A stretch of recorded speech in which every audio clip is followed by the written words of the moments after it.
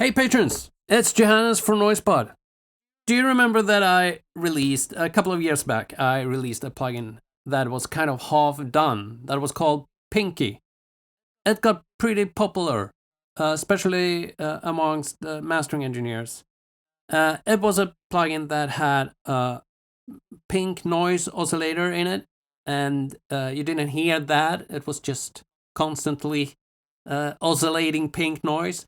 Then I took the incoming audio and I tried to adjust the incoming audio to the spectrum of pink noise. And this is a well-known method of EQing. That's what EQ was built for from the beginning. Equalization. You was making things equal, so you wanted it. Every frequency should have equal weight in the spectrum, and that is how we achieve good sounding mixes. It's not entirely true, but it's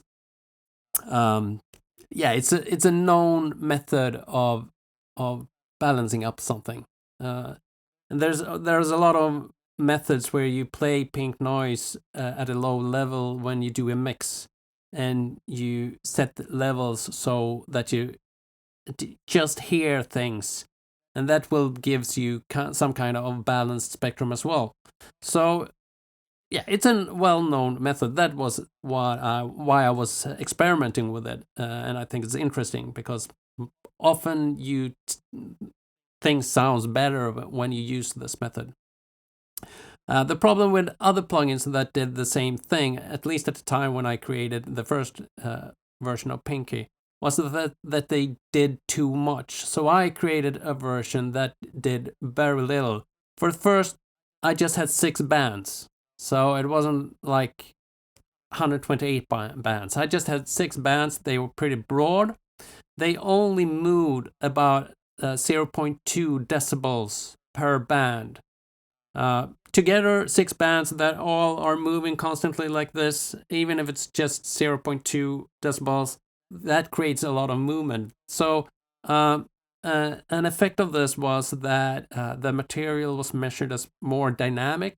You want a little bit of loudness and you want a little bit of balance. And it got pretty popular, especially I think because it didn't mess with your main EQ setting. So if you master something, you put some time into EQing, it didn't mess that up because it was just 0.2 decibels of changes. But it could add a little bit of brightness where needed. It could make the low end feels a little bit bigger if there was room for it and things like that.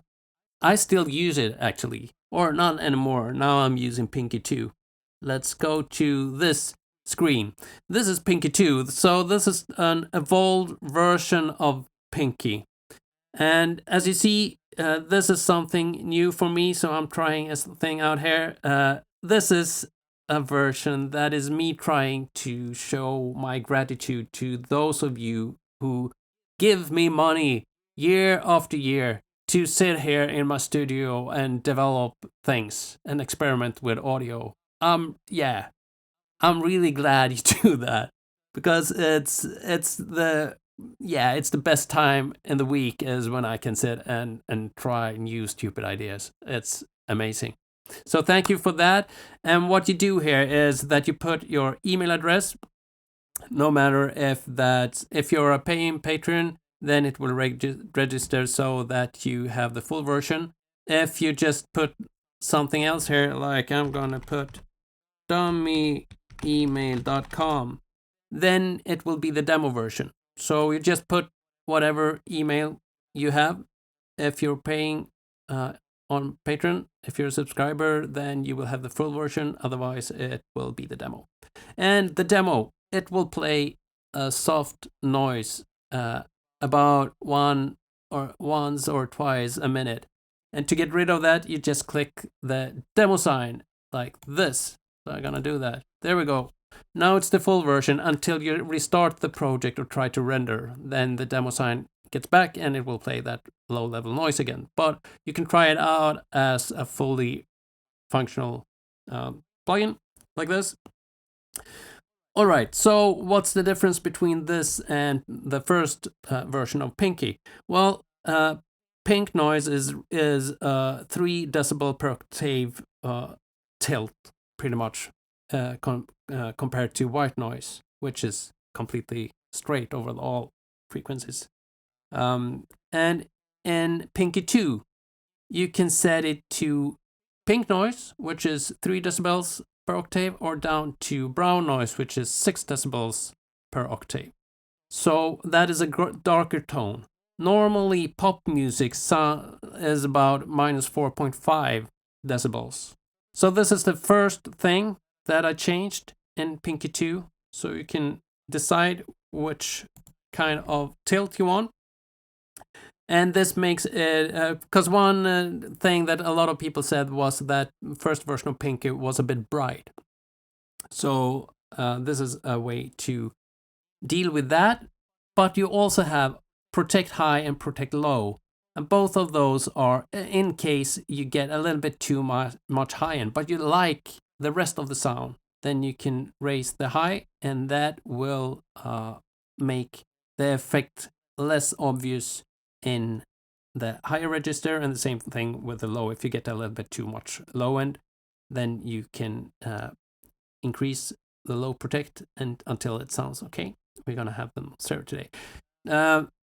Pinky 1 changed 0.2 decibel per band, had 6 bands. So this has 8 bands, so it has more bands, and it will change every band up to 1 decibel. So when the amount here is 100%, then it moves all the bands by 1 decibel plus or minus. So it has a 2 decibel span in the max position. So to put this like Pink 1, you put this at 20%. There we go. So at 20%, then it will be as Pink 1. But you can also route it in mid-side or left-right. So, and mid-side Pink 1 didn't have that. And you can also make all the bands create the curve together. So with this independence, if this is at 0%, then the bands are connected. They will create one curve together. So it will move around, but they will move as if it's one filter that you're changing, even if the bands have different settings when you do that to achieve to get closer to the noise that you have dialed in. It will do it more like one band. At 100% independence, then they will work independently. Every band will try to make that its part of the spectrum to get closer to the level of the noise that the plugin is creating internally. And we have correlation, and that is, should the left or right or mid-side channel be completely independently and dial in or correct themselves independently, or should they do it together? So at 0, they do it independently, and at 100%, they will work as one, like this. Otherwise, it will work like this, depending on the incoming. We also have a protect transients that you can do. It's just an on and off button, but what that does is, if there's a transient, so there's a short pre-delay in this. If there's a transient that will get smeared by the phase shifting, because the filter is minimum phase in this, then it will try at the transient when that happens. It will try to go back to not affect the signal as much. So that is what protect transients is. I think I talked about everything now. Yes, that's the whole plugin. So let's see how this sounds. We're going to try this with an old Noisebud track, which was a bit bright. Let's listen to it in bypass first.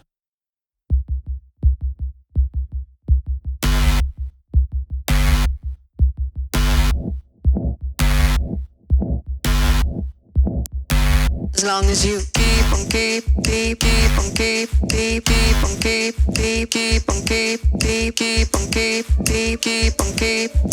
keep on doing what you do.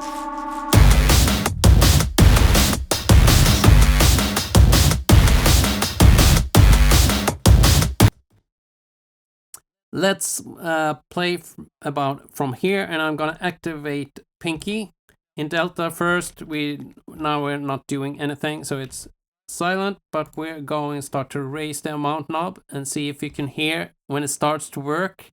Probably not, but then I will bypass and I will change the tilt and stuff like that. And you can hear how the spectrum changes. What you do?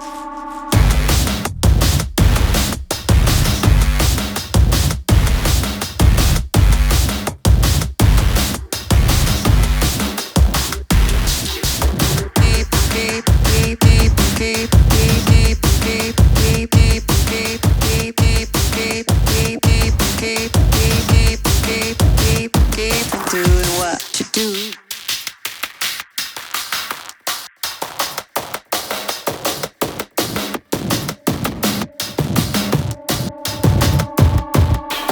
I get your mind into mine intertwined. There's no rewind. And feed you with lies that'll make everything right. It's all just a hoax, a mental link out. When a bird inside it to confuse, make a 24/7 abuse on your every thought. As long as you keep on doing what you do. I'm pushing it hard right now, and that's just because I want you to really hear it, because most people, when you listen on YouTube or stuff, you're on your phone or things like that, and it's a bit hard to hear. But normally I'm at maybe 50% here, so that means that I'm moving every band half a dB. But right now we're gonna work with 100%. So let's try this with another song, and I'm gonna load that up, so give me a second. All right, we have another track which is a bit softer, and we're gonna play the intro here, and I'm gonna do about the same thing. Right now I'm routing it in mid side, and I have the correlation at 0. That means that we'll add a little bit of stereo width as well, because the mid and the side will move a little bit differently, so we're adding some depth to everything. But we also smear transients a little bit, so I have protect transients activated. Independence is right now on 100%. I don't think I want like it like that. I think I often prefer it at 0 actually, but we'll see how it sounds. We start at 100. And mostly I will change the tilt until I think this sounds good. So here we go.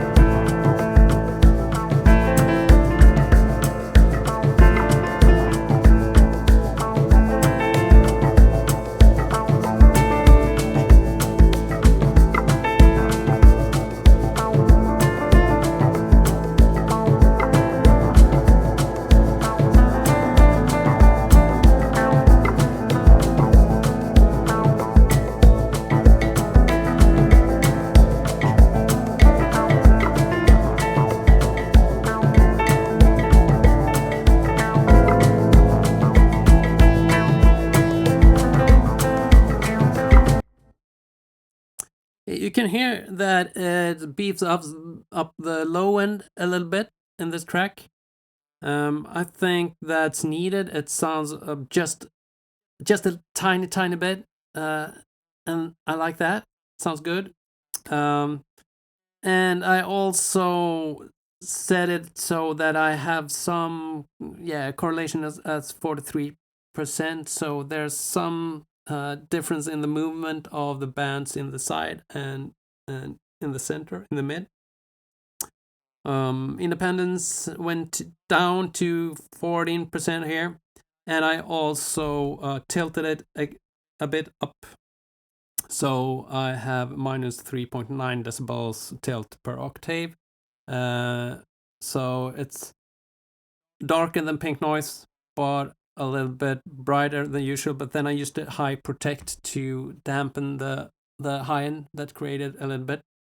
So this is how you use Pinky. It's not supposed to you don't throw out your other EQs. You still do exactly what you usually do. You EQ the way you like it, and this comes after. So when you're done EQing, and even with compression as well. So I probably often will place Pinky 2 post. So if I have EQ, then compression, then I probably have Pinky 2. So make up a little bit for if the compressor is doing a little bit too much with the kick, for example.